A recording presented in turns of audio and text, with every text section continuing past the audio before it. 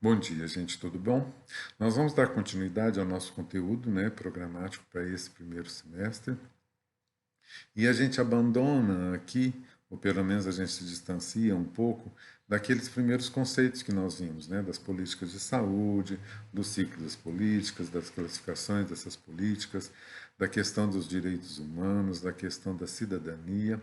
E a gente passa a um estudo mais contextualizado agora da maior política pública de saúde, que é o Sistema Único de Saúde, o nosso SUS, e a gente vai ter um certo cuidado para apresentar o Sistema Único de Saúde para vocês.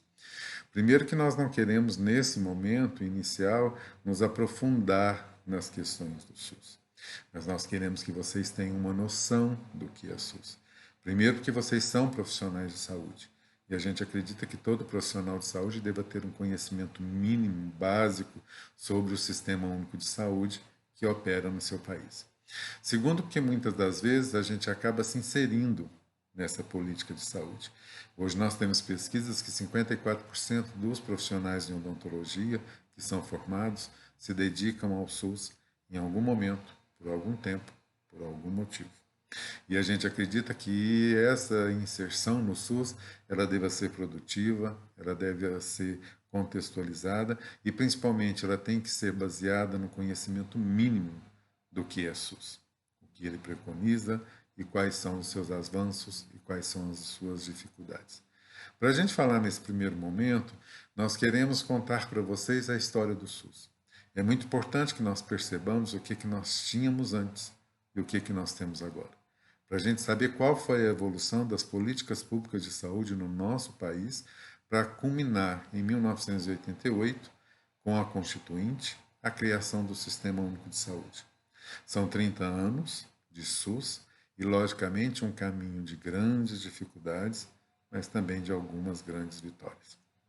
É isso que nós queremos que vocês percebam nessa aula, qual foi o caminhar das políticas públicas de saúde no nosso país, o que nós temos de efetivamente realizado através do SUS, para que a gente possa ter essa contextualização de quais são os seus principais problemas, quais são os seus principais desafios, e lá na frente conhecer também um pouco do arcabouço legal do SUS, que são vários documentos jurídicos que nos dão a certeza de como o SUS funciona. E é isso que a gente quer apresentar para vocês ao longo desse semestre. Logicamente, a gente vai falar dessa evolução da política pública de saúde no Brasil e a gente vai contar uma história para vocês, desde o descobrimento do nosso país, lá em 1500, até os dias de hoje.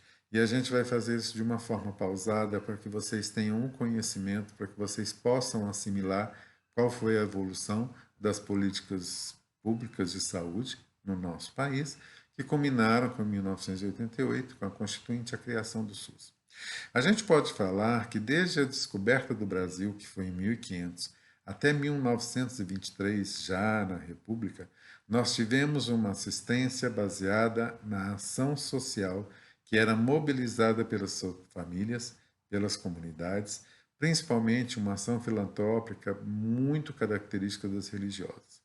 O que a gente quer dizer com isso? Que naquele tempo não existia nada, absolutamente nada, de concreto do Estado para a assistência dessas pessoas. Ou seja, os pobres eram cuidados pelos mais ricos. E, logicamente, as ações filantrópicas, principalmente das religiosas, é fundamental nesse período. A gente vai começar lá em 1500, com o descobrimento no Brasil. E a gente vê que nesses primeiros anos, 300 anos de colônia, de 1500 a 1800, nós temos uma marcação de uma condução política muito distanciada da coroa portuguesa. O que significa isso? Portugal descobriu o Brasil e daqui levou as suas riquezas e não se importou em criar nada, nenhuma mínima organização de Estado, nenhuma mínima organização de instituição pública, logicamente nenhuma instituição cuidada em relação à assistência das pessoas. Então nós temos um período de assistência social. As pessoas pobres eram cuidadas pelas mais ricas. E, logicamente, as entidades religiosas têm, nesse contexto, uma importância muito grande, né? Até hoje, a gente vê, né, alguns resquícios dessa assistência social nos nossos dias de hoje. Então, nós podemos falar que a assistência à saúde no Brasil, durante os 3 primeiros séculos, como Brasil colônia, era uma prática sem qualquer regulamentação e era realizada de acordo com os costumes e os conhecimentos de cada um dos grupos sociais que aqui viviam. Os portugueses, alguns imigrantes que já tinham chegado, logicamente os índios que aqui já estavam e os negros que foram trazidos para o trabalho escravo. Aqui a gente vê, né, da época do Brasil colônia, como a assistência médica era produzida, né? Eram pessoas sem conhecimento técnico, logicamente baseada nas suas crenças, nos seus aprendizados, na questão de uma medicina, de uma assistência muito ligada às raízes, aos chás, ou seja, de uma forma bastante rudimentar. Aqui a gente vê os hospitais, né, das Santas Casas de Misericórdia. E a gente conhece algumas Santas Casas de Misericórdia até hoje. Né? O que eram as Santas Casas de Misericórdia? Eram as instituições filantrópicas, né, cuidadas basicamente por religiosos que cuidavam dos pobres. Né? Era assistência hospitalar dedicada aos pobres. E isso foi até que a gente tenha a chegada da família real. Né? Num certo momento, a família real tem que fugir de Portugal, né? Ele foge de Napoleão e vem para o Rio.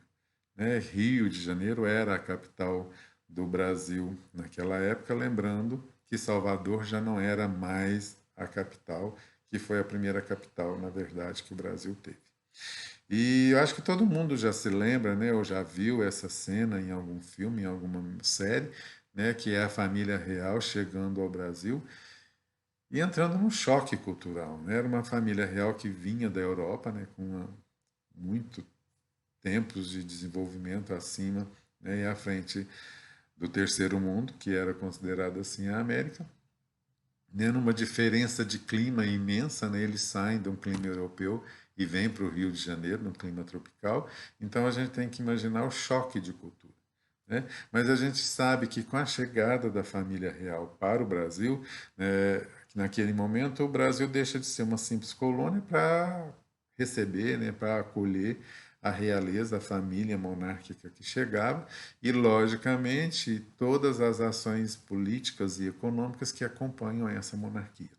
Então, nós tivemos, a partir de 1808, com a chegada da família real, grandes mudanças que começam a se processar, especialmente no âmbito das cidades, onde havia maior fluxo de pessoas e mercadorias e onde se instalou a corte. Né? É muito importante lembrar, gente, que nesse momento a gente tem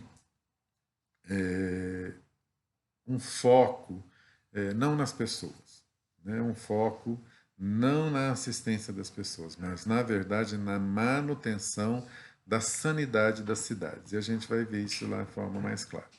Então, o que acontece? Nesse mesmo ano de chegada da família real no Brasil, nós já tivemos a primeira instalação da primeira faculdade de medicina no Brasil. Ela foi em Salvador em 1808.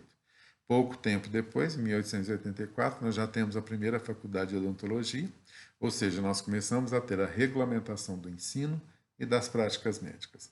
Logicamente, a partir do momento que a gente começa a formar os primeiros profissionais em saúde, os religiosos deixam a direção das instituições assistenciais e eles passam a ser substituídos por uma grande maioria de médicos recém-formados. Logicamente, nesse momento, nós temos hospitais públicos para grandes transtornos da saúde, né, coletiva, que eram os problemas de saúde mentais, da hanseníase e da tuberculose. Todo mundo já sabe, né, dos horrores que eram vividos nos grandes sanatórios. Né? Os loucos eram retirados, né, do convívio em sociedade e, logicamente, né, os leprosários, né, que eram destinados aos pacientes portadores de hanseníase e também de tuberculose, que viviam afastados, né, das pessoas sem nenhum conhecimento, né, específico sobre o tratamento dessas doenças, que geralmente causavam muito sofrimento e geralmente levavam à morte. As primeiras ações nesse período, elas se voltam especialmente para a proteção e saneamento das cidades, principalmente as portuárias, responsáveis pela comercialização e circulação dos produtos exportados. Nós temos que lembrar que nessa época a economia se movimentava nos navios. Eram os navios que levavam as riquezas do Brasil, né, para a Europa, e era por navio também que chegavam todos os bens e produtos que a gente necessitava de importar. Então, naquela época, o mercantilismo, né, a ação mercantil passava, logicamente, pela importância das cidades que tinham portos. Né?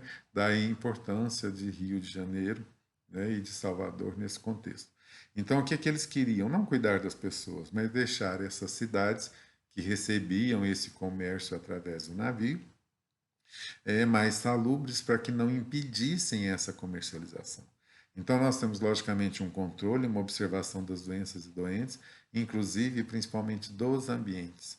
O que, que eles queriam? Que as pessoas tivessem mais higiene, que as pessoas tivessem mais cuidado, que os ambientes fossem, pelo menos mais saudáveis. E como a gente falou, a preocupação maior era a saúde da cidade do produto que tinha que chegar e sair dos portos, e não a assistência ao trabalhador, que na verdade era apenas uma consequência dessa política. Então, nesse momento, nós não temos uma ação voltada para as pessoas, mas, na verdade, para a sanidade dos ambientes das cidades, principalmente aquelas cidades onde tinham portos, onde chegavam e saíam as mercadorias. Logicamente, a gente sabe, né, toda a história do desfecho da família real no Brasil. Ela volta para a Europa, Dom Pedro I fica, declara a independência, depois vai embora, vem o reinado de Dom Pedro II, a libertação dos escravos pela princesa Isabel e, logicamente, a gente caminha para a República. Né? Nós não somos mais uma monarquia, mas nós temos uma república a partir de 1889. Você vê que em muito pouco tempo, né, a família real chegou em 1808, né, em 1889 nós já tínhamos a proclamação da República. E, logicamente, com essa república, né, surgem correntes de um pensamento econômico que possibilitariam a construção de um projeto de nação, com a inclusão no cenário internacional, instalando o sentimento da importância de constituir uma identidade nacional. O que nós queríamos? Nós somos um país muito jovem.